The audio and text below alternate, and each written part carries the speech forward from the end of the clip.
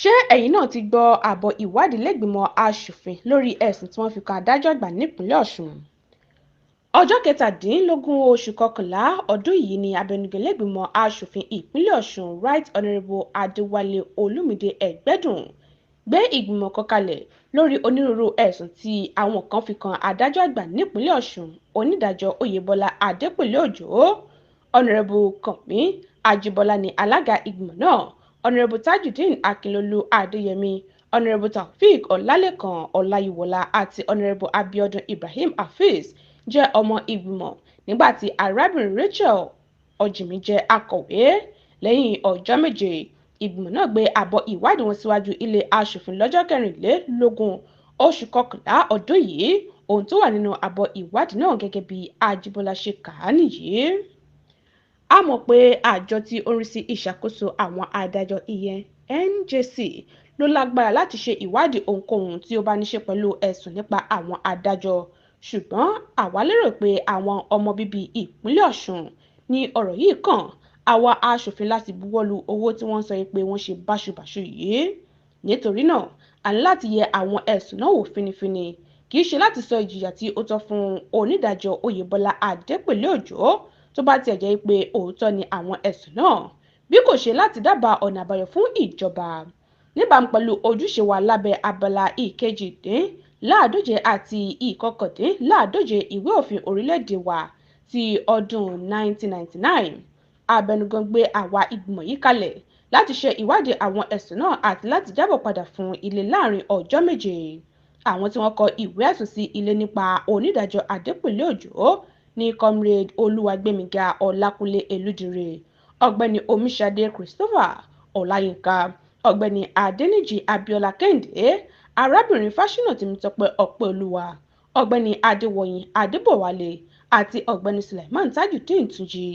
Pẹ̀lú àwọn àṣírí tó jáde látẹnu àwọn tí wọ́n kọ̀wé ẹ̀sùn yìí, a ránṣẹ́ pé àwọn èèyàn wọ̀nyí láti wá jẹ́rìí: Ọ̀gbẹ́ni Ìṣọ̀lá Omiṣadé, arábìnrin Tóyìn Akínbọ́lá, arábìnrin RTA Adéṣọlá, Ọ̀gbẹ́ni Níyì Fákòkúndé, Ọ̀gbẹ́ni Nureni Adélákin, Ọ̀gbẹ́ni Àráoyè Abubakar, arábìnrin Àwòdélé àti Adébọ́lá Ọ̀dẹ́lẹ̀yẹ. A kọ lẹ́tà ránṣẹ́ sí adájọ́ àgbà fúnra rẹ̀ láti farahàn ṣùgbọ́n kò wá, bẹ́ẹ̀ ni kò ránṣẹ́. Bákan náà la ránṣẹ́ sí onídàájọ́ Ọlámídé Olóyèdé ṣùgbọ́n òun náà kò wá. Ohun tó sọ fún wa ni pé a kò tíì gba àṣẹ látọ̀dọ̀ àjọ NJC láti lè sọ pé kí òun yọjú sí wa. Ìṣí méjì ni àwọn tí wọ́n kọ ìwé ẹ̀sùn wá wípé wọ́n dá àwọn dúró. Ìṣí àkọ́kọ́ ni Ọ̀gbẹ́ni Omiṣadé Christopher Ọláyínká tó jẹ́ bẹ́lífì ní ilé ẹjọ́ gíga ìlú Òṣogbo, Ọ̀gbẹ́ni Adéníyì Abíọ́lá Kẹ́hìndé àti arábìnrin Fáṣínà Tèmítọ́pẹ́ Ọpẹ́olúwa. Ọjọ́ 6 oṣù kẹsàn-án ọdún 2019 ni wọ́n kọ́kọ́ fún wọn ní ìwé wáwí tẹnu ẹ̀ lórí ẹjọ́ tó wà láàrin Quadri Lateef àti Global Concept Investment Limited, Polaris Bank àtàwọn yòókù. Lẹ́yìn náà ni wọ́n dá wọn dúró fún oṣù méjì ṣùgbọ́n tí wọn kò padà sí ẹnu iṣẹ́ títí di òní. Gbogbo àsìkò yìí ni ìjọba ń san owó oṣù àti àjẹmọ́nú wọn, ṣùgbọ́n wọ́n pàṣẹ fún wọn pé wọ́n gbọ́dọ̀ máa gba owó náà ní báǹkì kí wọ́n sì kó lọ sí ọ́fíìsì tí wọ́n ti máa ń san owó nínú ọgbà ilé ẹjọ́ gíga.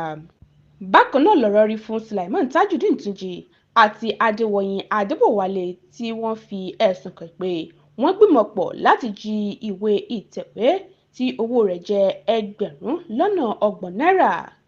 Ìgbélé oṣù méjì ni wọ́n kọ́kọ́ fún wọn láti ọdún 2020 ṣùgbọ́n wọn kò padà sí ẹnu iṣẹ́ di òní. Bí owó oṣù ṣe ń wọ àkáǹtì wọn ni wọ́n ń kó lọ sí ọ́fíìsì tí wọ́n ti ń sanwó ní ilé ẹjọ́ gíga nípasẹ̀ àṣẹ adájọ́ àgbà. Kódà onídàájọ́ Adijat Ọlọ́yẹdé dá wọn káre lọ́dún 2022, síbẹ̀ adájọ́ àgbà kò gbà wọ́n padà sí ẹnu iṣẹ́. Gbogbo wọn ni onídàájọ́ Adépẹ̀lẹ́ wọ́ lọ síwájú àjọ ICPC, bẹ́ẹ̀ ni wọ́n sì tún káwọ́ pọ̀nyìn rojọ́ níwájú onírúurú ìgbìmọ̀ tí ó gbé kalẹ̀, ṣùgbọ́n wọn kò rí àbọ̀ àwọn ìgbìmọ̀ náà.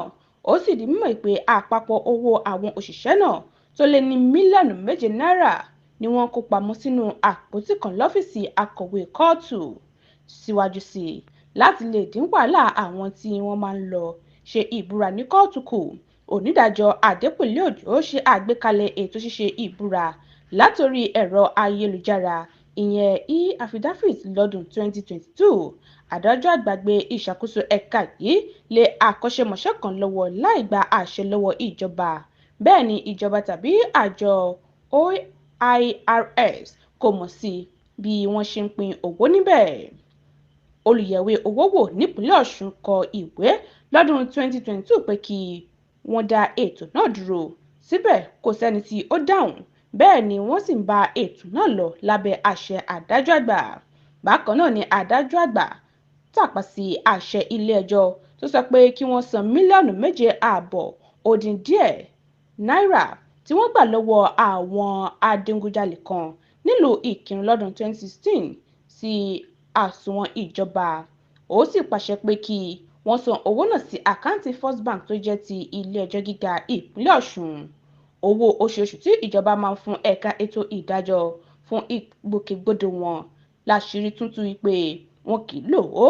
Ẹgbẹ̀rún lọ́nà 400 náírà ó dín díẹ̀ ni wọ́n ń lò nínú mílíọ̀nù 4 náírà tó wà fún ètò ààbò.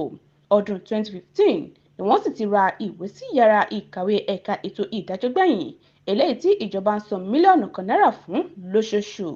Mílíọ̀nù 3 àti ẹgbẹ̀rún lọ́nà 600 náírà ni ìjọba ń fún ẹ̀ka ètò ìdájọ́ lóṣooṣù fún aṣọ ìyẹn uniforms and clothing. Ṣùgbọ́n alákòóso ìnáwó ní ẹ̀ka náà sọ gbangba fún wa wípé ìrìn àjò ní ilé àti lókè òkun ni adájọ́ àgbà máa ń lo owó náà fún. Bákan náà, mílíọ̀nù 5 náírà tí ó jẹ́ owó aṣọ robe allowance tí ó tọ́ sí onídàájọ́ Ọlámídé Olóyèdè ni onídàájọ́ Adépínlẹ gbà lọ́dún 2014 ṣùgbọ́n tí kò kó fún un. Nígbà tí ó sì di oṣù kẹfà ọdún 2022 ló tún bẹ̀rẹ̀ owó yìí kan náà lọ́wọ́ ìjọba fún Olóyèdè láì jẹ́wọ́ pé òun ti gbà á lọ́dún 2014. Lẹ́yìn tí a ti yiri àwọn ẹ̀sùn yìí wò dáradára, àwa ìgbìmọ̀ yìí dábàá pé kí ìjọba ìpínlẹ̀ Ọ̀ṣun fi àbọ̀ ìwádìí ìgbìmọ̀ yìí pẹ̀lú gbogbo ẹ̀rí tí àwọn tí wọ́n kọ̀wé ẹ̀sùn kó wá síwájú wa sọwọ́ sí àjọ NJC fún ìgbésẹ̀ tó tọ́. A tún dábàá pé títí di ìgbà tí àbọ̀ ìwádìí àjọ NJC yóò jáde kí ilé aṣòfin dúró lórí ìpinnu tí wọ́n ṣe lọ́jọ́ 17 oṣù kọkànlá ọdún yìí wípé kí onídàájọ́ Adépínlẹ Òjó lọ rọ́kùn nílé. Medinat Adésóyè ló ń jábọ̀ ròyìn fún Etí Ọba TV.